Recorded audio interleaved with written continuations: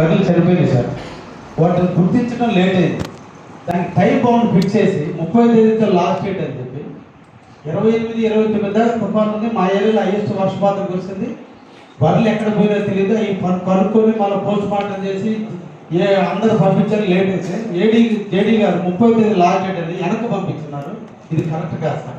దాన్ని ఇమీడియట్లీ దయచేసి మీరు దాన్ని రెక్టిఫై చేయండి.